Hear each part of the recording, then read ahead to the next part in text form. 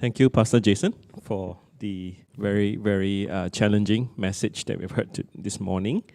We've come to a time for Q&A.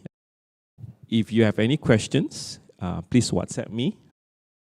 Probably I give you all about a minute or so to process the message, to let it sink in. I start off with this first question that we have, okay? If God is our loving Father and we are His children, why doesn't He protect us from persecution? Why doesn't God protect us from persecution? There are certain things, I think there are 2 or 3 ways to look at this question, a very good question. One of the ways is that for God to prevent certain things from happening, He will need to override human free will. Yeah, He will need to override human free will. So if there is somebody who is anti-Christian, so to speak, yeah, and this person who is anti-Christian or this entity who is anti-Christian has planned or intentionally want to do something against the children of God and the church of God, for God to stop it from happening, He has to override the human free will. Yeah, and I believe God don't want to do that. He respects us, our human free will.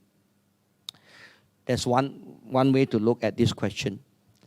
The second way to look at this question is that in our earthly thinking, we see persecution as negative, as something that no good could come out of, so to speak.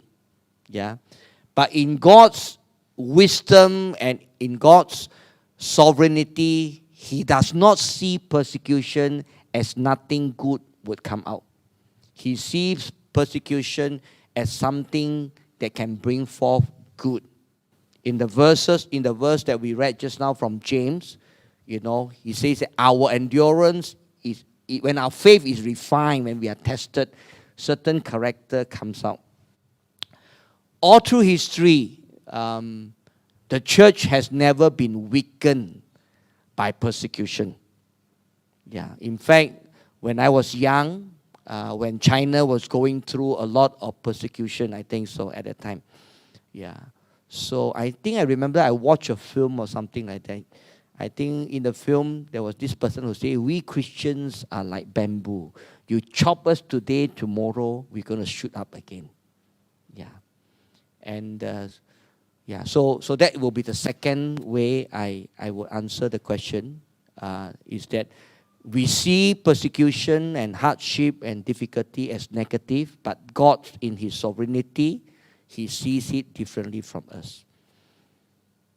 I think maybe there is a third way to look at it. Yeah. In God's sovereignty and sovereign will, this sinful world has to be brought to a closure before there is a new heaven and a new earth. Yeah. This sinful world that is the result of the fall in the Garden of Eden until now.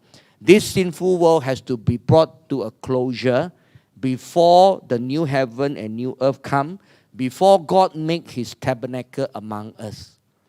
And that due process, as much as we don't like it, involve the world being more and more taken over by evil, until a point where the church is raptured, taken out of the world. Yeah, then the prince of the air actually control the world, and then the Armageddon, where there is a final closure to this sinful world. So I would answer the question in these 3 ways. Yeah, I hope it's helpful.